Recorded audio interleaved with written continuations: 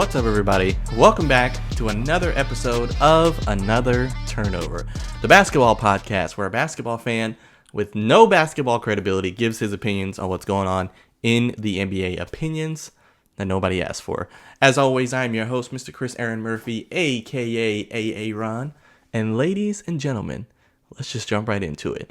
Folks, we're back for week 2 of the NBA season 5, episode 2 of Another Turnover. Very excited to be back, to be talking some more NBA action. Now that we, like I said, are in week 2, a lot has happened so far in this young NBA season. I think we're only about 4 or 5 games into the season so far. We got about 76, 77 games to go. So as if you're an NBA fan like myself, which I would imagine you are listening to this, the NBA, it's definitely a marathon. It is not a sprint in the slightest of terms. But let's talk about week 2, some really quick things that have happened across the league, and then we'll get into our big story of the day.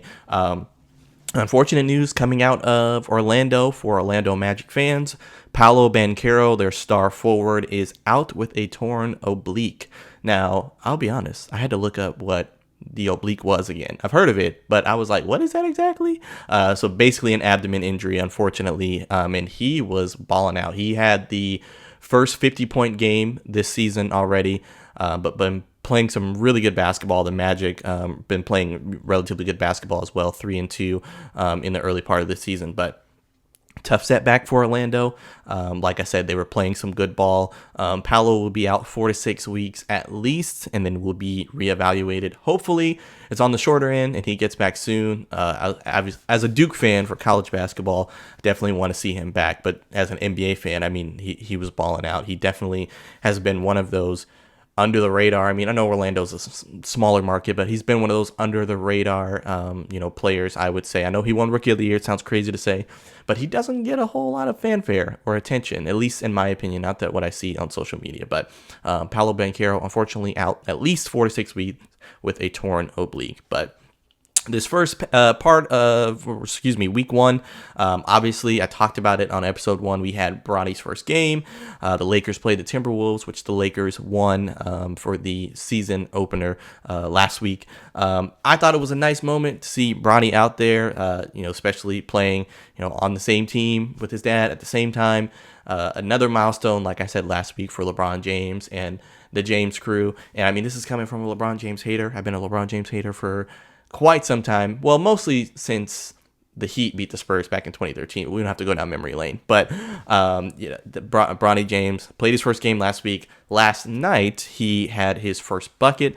It might have been, it was either last night or Wednesday night, if I'm not mistaken. Had his first bucket against none other than the Cleveland Cavaliers. They put out a nice post showing LeBron James when Bronny was born versus, now Bronny being in the NBA. So I thought that was pretty cool. But scored his first NBA points. He's got more points than Joel Embiid. He's got more points than Paul George combined. So far in the young part of this season. But another thing that's gone on during this early part of the season, I had to be biased as a San Antonio Spurs fanatic. Wembanyama had his second 5x5 game in his very early career. Now, if you don't know what a 5x5 game is, it's basically putting up at least 5 of any particular stat line. So he had 25 points, 9 rebounds, 7 assists, 5 steals, and 5 blocks. Incredible stuff. Like I said, this is only his second year in the league, and this is already his second 5x5 game. Saying hopefully he stays healthy throughout his entire career. That would be ideal for everyone. But I mean, Wemby, he's got a trajectory to be an all-timer. I really do. Obviously, I'm biased. I'm a Spurs fan, but Wemby is playing some phenomenal basketball so far. The Spurs as a whole, not so much. Currently, second worst team in the West at 2-3. Still early though. We're all right. I've seen noticeable improvement since last year going into this early part of the year. Part of that probably has to do with some of the pieces that we added: Harrison Barnes, Chris Paul, obviously, but second worst team in the league, but we gonna be all right. We gonna be all right, San Antonio Spurs fans. But as far as the 5x5 stat line goes, I didn't know this until I was doing the research for the show. There's only been 23 of those in history. Hakeem Olajuwon, former legend center for the Houston Rockets, he's got 6 of them.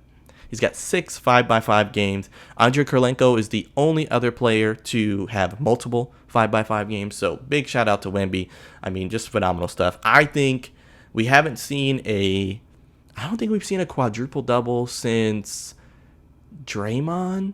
I think Wemby, I'm just going to go out on a limb. I think Wemby's going to get a quadruple double before the year is out. And those are super rare stat lines as well, having at least 10 in 4 different stat lines. So at least like 10 points, rebounds, blocks, assists, steals, whatever it is. So I think Wemby's going to get a quadruple double before the year's out. Not really a hot take. For some, it could be because it's such a rare stat line. But Wemby balling out, got to give him a shout out. But in the early part of the season, things are playing out, I would say, not necessarily as expected in terms of the standings in the Eastern Conference. I'm taking a look. Oklahoma City, 4-0. They're undefeated, playing some really good basketball so far. That was expected. You got the Suns doing well, 4-1. Golden State, that was a surprise so far. They're 4-1. They basically replaced Klay Thompson with Buddy Hield, which Buddy Hield can hit threes. Defense leaves a bit to be desired in terms of prime Klay Thompson. He's nowhere near as great on the perimeter defense, but they're 4-1. You got the Rockets, unfortunately, 3-2. The Lakers, unfortunately, 3-2. Dallas is 3-2. I think I had them finishing 6th or 7th, if I'm not mistaken. So that's to be expected so far. Some outliers. Denver's only 2-2 right now. I'm trying to take a look. Obviously, the Clippers are 2-3, but they're playing without Kawhi Leonard. Spurs are 2-3, and then the Jazz are 0-5. I didn't anticipate them losing their first 5 games, but I don't really expect much from the Jazz this season. And then we go out east. Cleveland is undefeated, 5-0, only undefeated team in the Eastern Conference. Boston Celtics are 4-1. They're number 2, so that's to be expected. Bulls are 3-2 with a winning record. How about that? Who else? The Knicks are 2-2. You've got the Pacers are 2-3. They've underperformed a little bit in the early part of the season. People anticipated them being a bit better. And then obviously your big outliers, the Philadelphia 76ers, which playing without 2 of their best players. And then the Milwaukee Bucks, which we'll get into the Milwaukee Bucks a little bit later, but they are 1-4 right now. But like I said, speaking of the Milwaukee Bucks, our big story for the day that I wanted to discuss, what is going on with the Milwaukee Bucks? So I was reading a CBS Sports article basically talking about the early part of their struggles this season. I mean, if you look at the beginning of the season, they won their first game, the Milwaukee Bucks did, but they've lost their last 4 in a row. So they're now 1-4. Now, I know it's early. It's still early in the season, but over the next 2 games, they got to play Cleveland, who's undefeated so far in this early part of the season. Next week, I was looking at their schedule. They've got the New York Knicks, and they've got Boston. So conceivably, the Milwaukee Bucks could potentially be 1-8 by next week. So not looking good so far in the early part of this season for the Milwaukee Bucks. Like I said, it's still early in the season. I'm not like, oh, the Milwaukee Bucks are, they're going to be terrible and all this stuff. But I definitely think there should be concern, at least in the early part of the season, but not panic. There's a difference. Concern and panic are very different, but something is definitely up with this team. I mean, last night I was taking a look at the box score for the Bucks. They played the Grizzlies, and the Grizzlies beat them by like 20 plus or something like that. Giannis had 37 points, 11 rebounds, but Damian Lillard only 4 points off 1 of 12 shooting. So not very good. Those two together have not really meshed as well as people anticipated, or I should say as much as people were hoping that they would. Now, they do have Chris Middleton, who is their 3rd best player, still out with an ankle injury.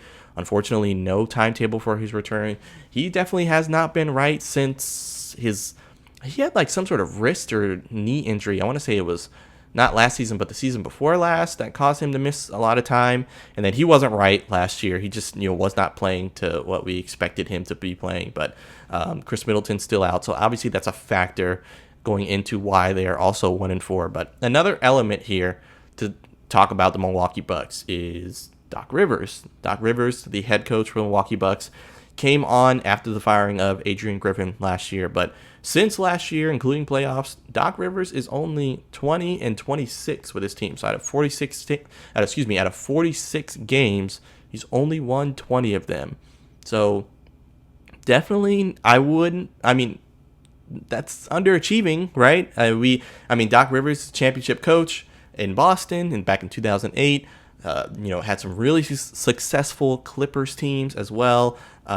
Coached briefly with the Philadelphia 76ers, but he's 20-26 with this Bucks team. So, and this was after stepping in for Adrian Griffin, who got fired last year, who 43 games in was 30-13. Now, there was reports that Adrian Griffin didn't get along with Giannis Antetokounmpo, and that's why he ultimately got bounced. I mean, if it's your star player versus your coach, 9 times out of 10, you're going to choose your star player. But he was 30-13, so, that's all I'm trying to say. He had a winning record at least, but like I said, under Adrian Griffin, but more so under Doc Rivers, the Milwaukee Bucks defense has definitely been very suspect. It's probably not hyperbole to say it's just been bad overall.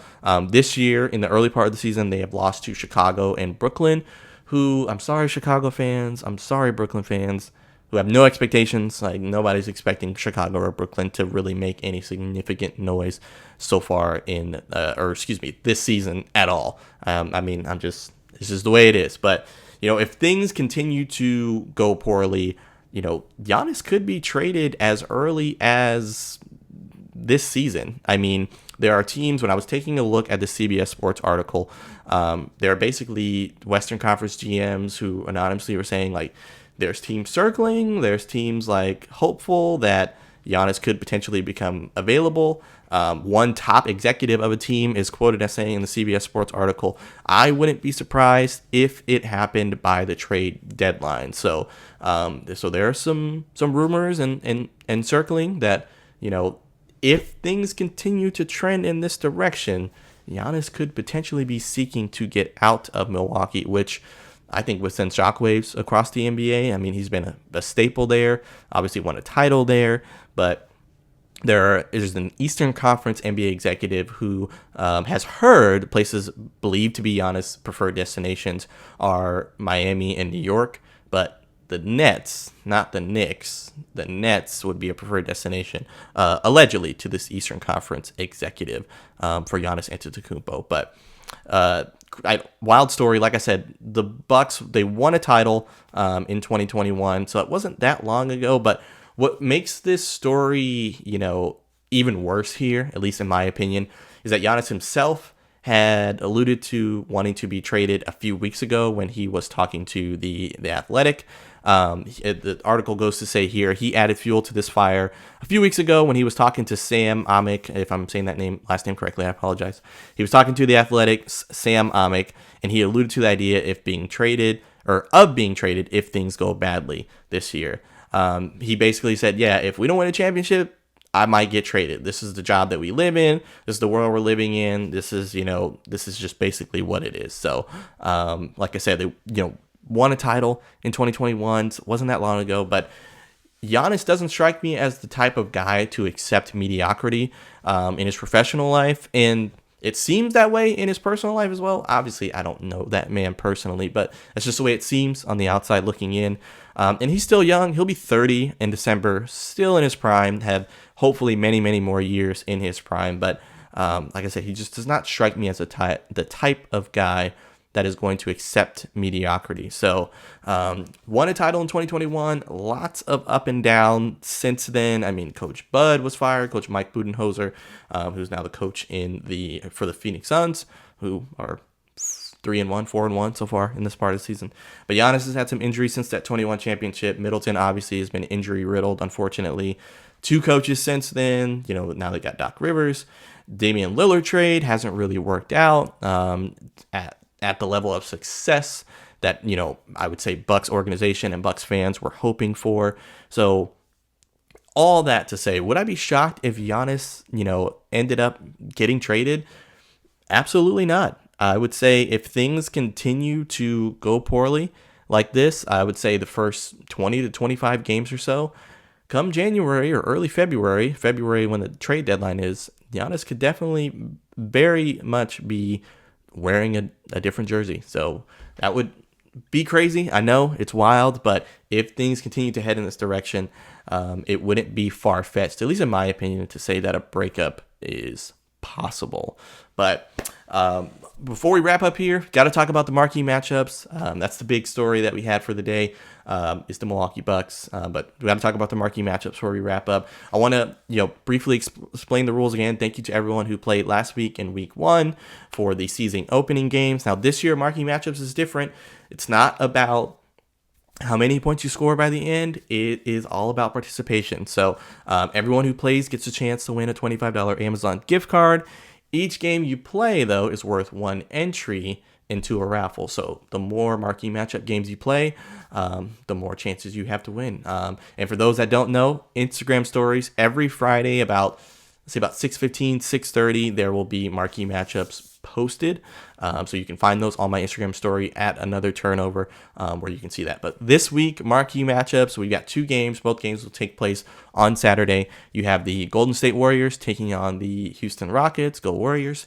And then you have the Cleveland Cavaliers taking on the Milwaukee Bucks. So those will be your marquee matchups for the weekend. So stay tuned on Instagram stories for that later this evening, Friday night, depending on when you're listening to this. But ladies and gentlemen, that is all the show I have for you folks. Like I said, we got a new format this season where we have slightly shorter episodes, but I've learned about myself, I can be long-winded, so the episode's a little bit longer than I anticipated, but that's okay. I'll try to keep them, I'd say, give myself a range between 10 to 15 minutes every week, but I'm excited to be back again for this season 5, episode 2, but make sure you do me a favor, like, share, subscribe, leave comments, leave feedback, all of that good stuff.